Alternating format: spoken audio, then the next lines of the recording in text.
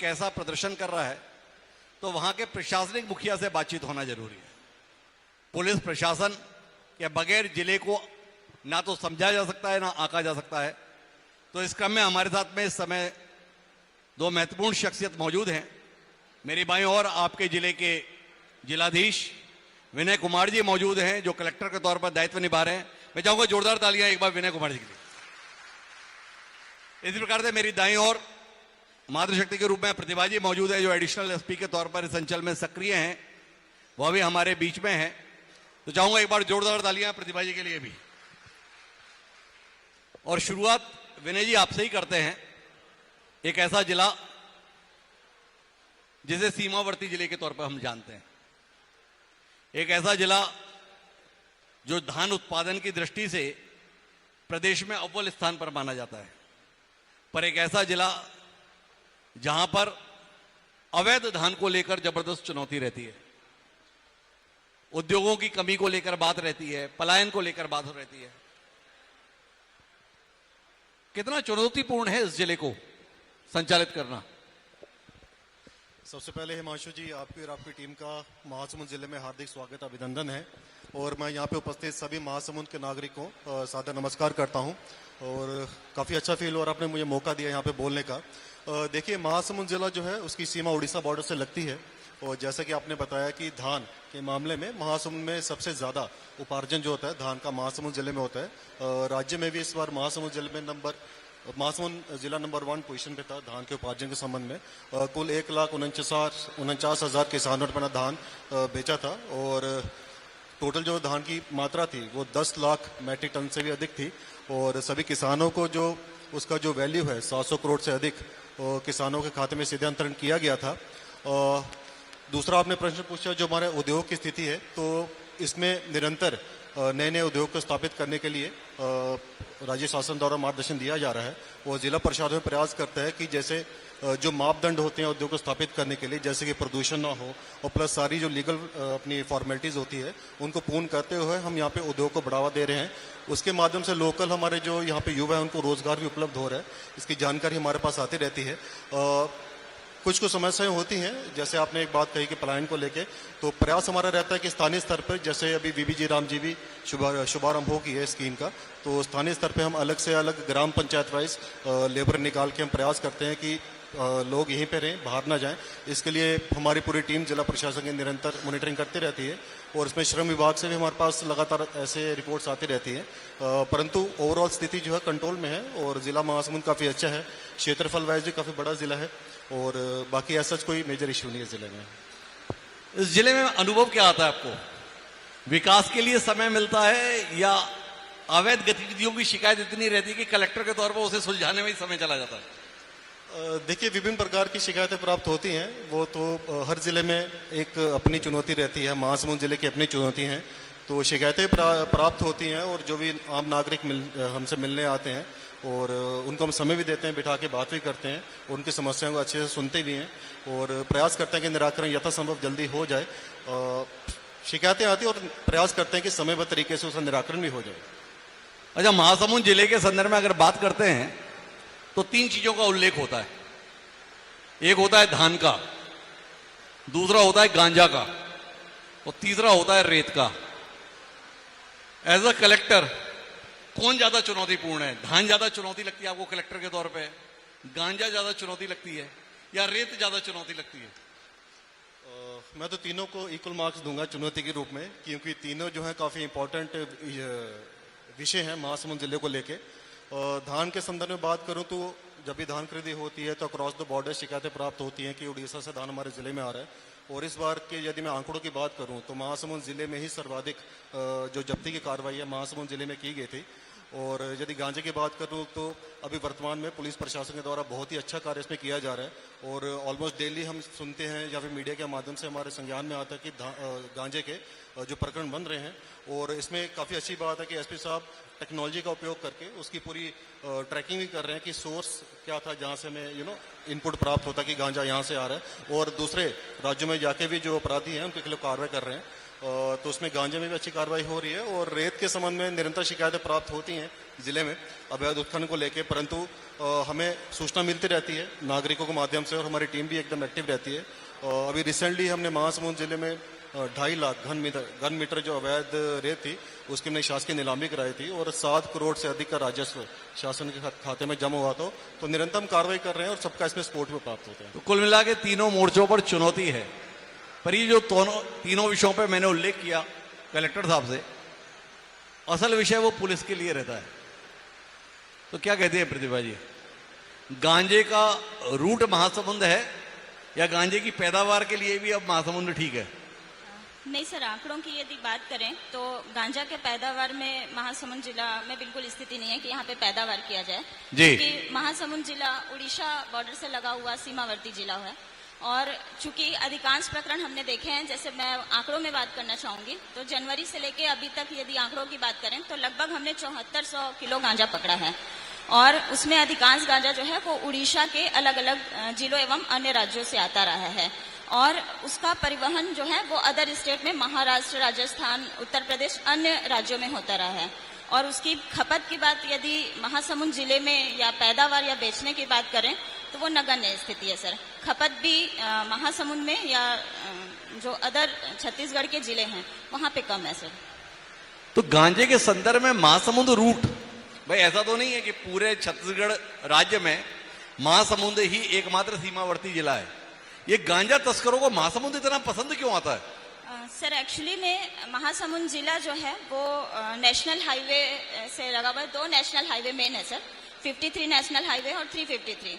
53 national highway है, उससे जैसे बसना थाना है उसका पलसापाली बॉर्डर एरिया पड़ता है, सिंघोड़ा थाना है उसका रेटिफल बॉर्डर पड़ता है, इसी तरह कोमा खान का खरियार रोड से बॉर्डर पड़ता है।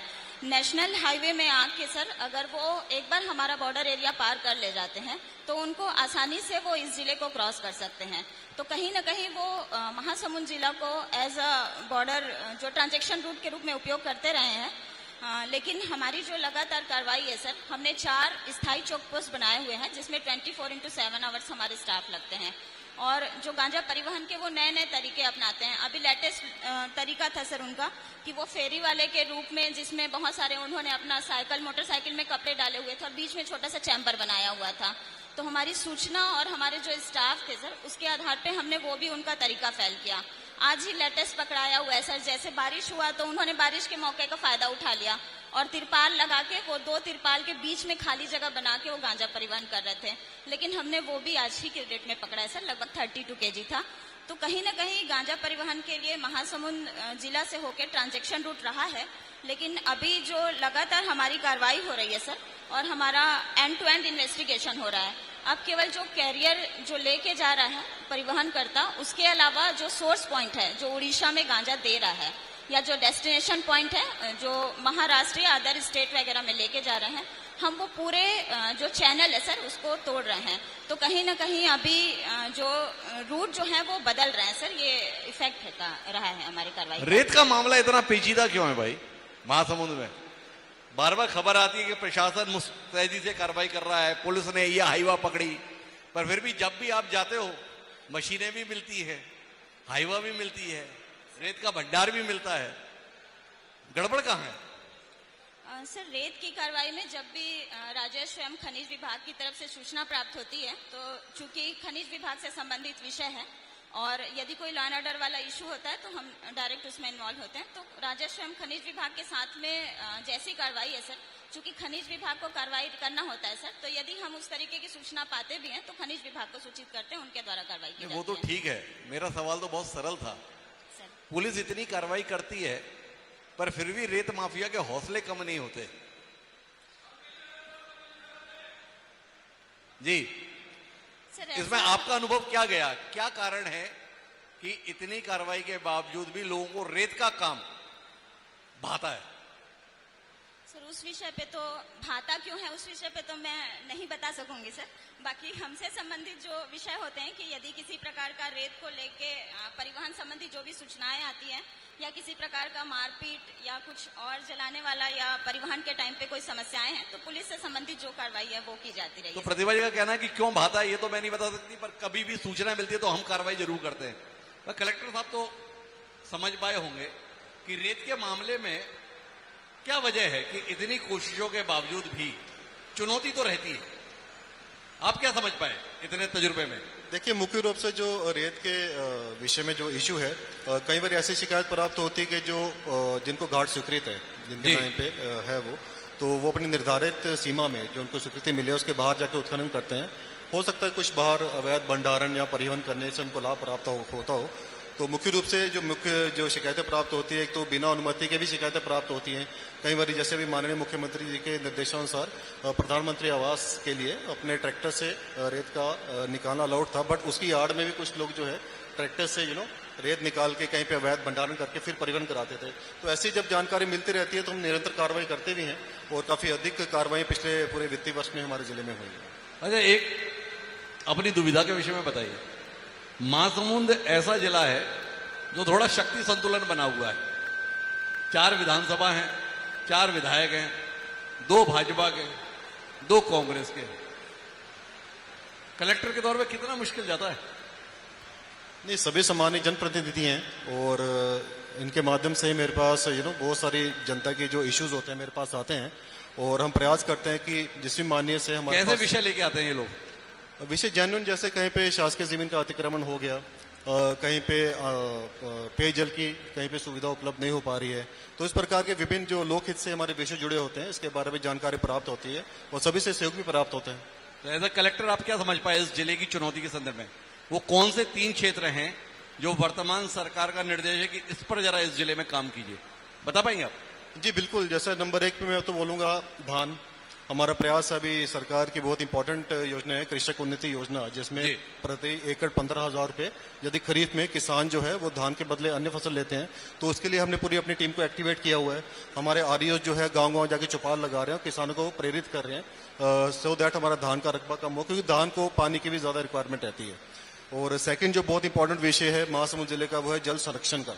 जी। हमारे यहाँ पे जैसे सरायपल्ली विकास खंड हो गया, बसना विकास खंड हो गया, पिथौरा के कुछ गांव हमारे ऐसे हैं जहाँ पे जल स्तर बहुत नीचे चला गया है और इसी को ध्यान में रखते हुए पिछले वित्तीय वर्ष में हमने माननीय प्रधानमंत्री जी का इम्पोर्टेंट एक अभियान था जल संचय जल भागीदारी, और माननीय मुख्यमंत्री जी का भी काफी अच्छा एक अभियान था मोर गांव मोर पानी। इसके अंतर्गत हमने जन भागीदारी से लोगों को प्रेरित किया कि वो अपने खेतों में चाहे अपने घरों में सोखते गड्ढे या ट्रेंच बनाएं, और इसमें महासमुंद जिले में लगभग 34,000 से ज्यादा स्ट्रक्चर बने थे और आई थिंक दिल्ली में इसके लिए हमें महासमुंद को एक सम्मान भी प्राप्त हुआ था, 1 करोड़ का हमें कैश प्राइज मिला था। और इस बार भी हमारा प्रयास है कि ये जल संचय जन भागीदारी अभियान के माध्यम से और ऐसे हम वाटर कंजर्वेशन के जो स्ट्रक्चर्स हैं वो यहाँ पे हम उसको आने वाले समय में बनाएंगे, सो दैट जो भी पानी आ रहा है बरसात का मानसून का एटलीस्ट वो नीचे जाए और हमारा जो वाटर लेवल है वो इम्प्रूव हो। और तीसरा जो इम्पोर्टेंट जो चीज़ मुझे लिखती है, जैसे आपने रेत की बात की, तो रेत को लेके बहुत सारे इश्यूज रहते हैं, तो इसमें हम लगातार मैं एसपी साहब और हमारे खनिज की जो टीम है प्लस हमारा राजस्व की टीम है, लगातार हम संपर्क में रहते हैं। हमें इनपुट्स भी प्राप्त होते रहते हैं कि कहीं पे कुछ major law and order issue तो ना हो जाए। तो प्रयास है कि जो स्वीकृत रेत खदानें हैं और वहाँ पे जहाँ पे उनकी सीमा है वहीं से उनका जो है खनन हो और अपने क्षेत्र से बाहर जाके ना करें, और कहीं से हमें शिकायत प्राप्त हो चाहे मीडिया के माध्यम से चाहे माननीय के माध्यम से, तो त्वरित उसमें हम एक्शन लेके उसका निराकरण भी करें। 2 विषयों पर और आपसे बात करनी है। हाथी, महासमुंद के संदर्भ में एलिफेंट कॉरिडोर को लेके, हाथियों के गांव में पहुंचने को लेकर समय समय पे खबरें आती हैं। कैसे देख रहे हैं इस चुनौती को? क्या है समाधान? कुछ सोच पा रहे हैं विनय जी? एक्चुअली ये फॉरेस्ट के संदर्भ में ये सवाल है, तो वैसे तो लगातार हमारी जो टीम रहती है, जैसे कोटवार की टीम रहती है हमारी, चाहे इनके बीट कार्ड रहते हैं फॉरेस्ट के, जब भी हाथी का जो कॉरिडोर है जब भी वहाँ पे विचरण होता है तो हमें वहाँ पे अलर्ट्स मिल जाते हैं, सो दैट एडवांस में है वहाँ पे जो उनके जो रास्ते में जो भी चाहे स्कूल है चाहे आंगनबाड़ी है चाहे अन्य यदि घर हैं तो वहाँ पे नागरिकों को वहाँ से शिफ्ट करके किसी सेफ स्थान पर रख दें। अदरवाइज इशू तो है बट इसको टैकल भी हम प्रयास कर रहे हैं कि पूरा समन्वय के साथ करें। और आखिरी विषय जो आपसे बात करने का था वो था सिरपुर। महासमुंद का उल्लेख आता है, पर्यटन की दृष्टि से सिरपुर यहां पर है, दक्षिण कौशल की राजधानी रहा। वो पर्यटन के संदर्भ में जितने गर्व से बताते हैं पर वहां पे इंफ्रास्ट्रक्चर की दृष्टि से चुनौती महसूस करते हैं। सरकार का कुछ नजरिया है, जिला प्रशासन का उस संदर्भ में कुछ काम है जो आप हमें बता सकें और प्रदेश को बता सकें? देखिए, सिरपुर जो है काफ़ी ऐतिहासिक स्थल है महासमुंद ज़िले का।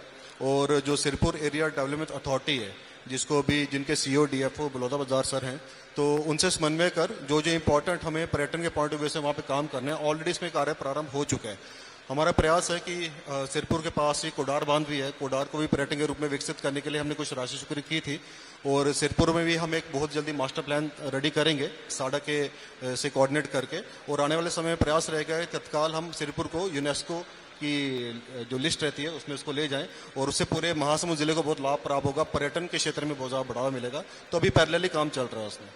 आपने बड़ी महत्वपूर्ण बात बताई कि यूनेस्को की लिस्ट में आप ले जाने की कोशिश कर रहे हैं। ये मतलब कल्पना में है या व्यवहार में भी कुछ काम हो चुका है? नहीं, व्यवहार में काम हो चुका है। मैं बताना चाहता हूं कि जो सिरपुर है वो टेंटेटिव लिस्ट में जाने के लिए कुछ यूनेस्को के मापदंड रहते हैं जी। उस मापदंड में कुछ हमारी पूर्ति हो गई है, कुछ इंक्रोचमेंट को लेकर वहाँ पे इशू है, वो भी तत्काल हम उसका निराकरण कर लेंगे। और मैं आशा करता हूँ कि बहुत ही जल्दी हमारा जो सिरपुर है वो यूनेस्को की जो वर्ल्ड हेरिटेज साइट की लिस्ट है उसमें शामिल हो जाएगा। आप लोग इतनी खामोशी से अपने विषय को सुन रहे हैं। यूनेस्को में अगर सिरपुर आता है तो महासमुंद की तस्वीर बदलने में बड़ी भूमिका निभा सकता है। चाहूंगा एक बार जोरदार तालियां, ताकि कलेक्टर साहब थोड़ा और जीवटता के साथ उस काम को करें और अपने कार्यकाल में उसे पूरा करा दें। तो मैं प्रतिभा जी आखिरी बातचीत के लिए आपके पास हूं। जैसी चुनौतियां इस जिले के साथ में है कानून व्यवस्था की दृष्टि से, अमले की स्थिति क्या है? जितनी चेकिंग की जरूरत है उसके मुताबिक अमला रहता है या दूसरे जिलों की और उम्मीद भरी निगाहों से ताकते रहना पड़ता है? नहीं सर, पुलिस प्रशासनिक अमला के बारे में जैसे मैं बताना चाहूँ तो यहाँ पे हमारे पास में 15 थाने हैं सर और 4 चौकियाँ हैं। बल व्यवस्था तो हर जिलों में बोला जाए तो जितनी घटनाएं हो रही हैं या जिस प्रकार की ड्यूटियां आ रही हैं तो बल की कमी तो हमेशा लगती है, लेकिन हमारे पास में पर्याप्त संसाधन एवं पर्याप्त बल व्यवस्था है जिससे हम जिले की जो कानूनी चुनौतियां आ रहे हैं उनका सामना कर पा रहे हैं। चुनौतियों के परिदृश्य में यदि मैं बात करना चाहूँ तो चूंकि मेन सर नेशनल हाईवे वाला है तो सड़क दुर्घटनाएं एक हमारे लिए एक बड़ा चैलेंज होता है सर। चूंकि बहुत बड़ा पैच 140 किलोमीटर का नेशनल हाईवे 53 है और 353 का भी लगभग 100 किलोमीटर पैच है सर। तो वहाँ पे सड़क दुर्घटनाएं एक बड़ा चैलेंज होता है, क्योंकि कई बार रास्तों में कट होते हैं और गांव वाले वो बहुत चीजों को समझ नहीं पाते कि पाथवे कहाँ है, कहाँ पे रुकना है, कहीं से जाना है। तो वो सड़क दुर्घटनाएं एक चैलेंज है। और सबसे पहले जैसे आपने वो गांजा ट्रांजैक्शन रूट की बात कही तो वो भी एक बहुत बड़ा हमारे लिए चैलेंज होता है। उसमें एक व्यवहारिक समस्या आती है सर, जैसे हमने बैरियर पॉइंट तो लगाए हुए हैं लेकिन वो नेशनल हाईवे रूट है तो हम सभी गाड़ियों को रोक के उनकी बहुत अच्छे से चेकिंग नहीं कर पाते हैं। जिन वाहनों से हमें सूचना प्राप्त होती है या हमारा पिक पॉइंट इन्फॉर्मेशन होता है कि इन वाहनों की सूचना है, हम उनको चेक कर पाते हैं, क्योंकि यदि हम लगातार वाहनों को रोकना शुरू करेंगे तो लंबी जाम की स्थिति होगी और उस सामान को उतरवाना और उसके बाद में उन भारी वाहनों को फिर से भरवाना, तो ये एक बड़ा चैलेंज होता है सर। और तीसरा पॉइंट सर जो लगातार शराब या दूसरी बातों के लिए बोला जा रहा था, अवैध महुआ शराब की भी समस्या एक यहाँ पे है सर। हालांकि हमारे द्वारा इसके लिए लगातार अभियान चलाया जा रहा है, लेकिन हम इस स्थिति में नहीं पहुंच पाए हैं कि हम ये बोल सकें कि हम इसमें बहुत नियंत्रण कर पाए हैं या हम पूरा बंद करा पाए हैं। फिर भी आंकड़ों में ही जैसे मैं बताना चाहूँ सर, तो जनवरी से लेके अभी तक लगभग हमने 8000 लीटर अवैध महुआ शराब की जब्ती करी है। और इस कार्रवाई को थोड़ा सा स्ट्रांग बनाने के लिए सर, जो अवैध महुआ शराब है उसको हम फोरेंसिक के पास टेस्ट के लिए भी भेजते हैं, और यदि उसमें लिखा के आता है कि मानव जीवन के लिए उपयुक्त नहीं है तो उससे संबंधित क्लॉज लगा के इसको थोड़ा सा कड़ा कार्रवाई करने की कोशिश कर रहे हैं। तो मेरे हिसाब से ये 3 जो समस्याएं हैं सर, वो इस जिले के हिसाब से मुझे ज्यादा बड़ा चैलेंज लगता है। तो कुल मिला के बातचीत में समझ में आता है कि महासमुंद जिले में विकास की दृष्टि से तो चुनौतियां जो हैं, एक सामान्य कानून व्यवस्था की दृष्टि से भी चुनौतियां बहुत है। इसके लिए अतिरिक्त अमले की जरूरत है। 3 सेक्टर में काम करने के संदर्भ में प्रशासन काम कर रहा है, रेत को लेकर, पानी को लेकर, और साथ साथ सिरपुर को अंतर्राष्ट्रीय स्तर पर पहचान दिलाने को लेकर। उम्मीद करते हैं कि आपका काम आने वाले समय में महासमुंद की बेहतरी में मील का पत्थर साबित होगा। आप दोनों महानुभाव हमारे साथ चर्चा का हिस्सा बने, इसके लिए बहुत बहुत आभार। चाहूंगा एक बार जोरदार तालियां हमारे इस पैनल के लिए। Thank you so much Himanshu ji.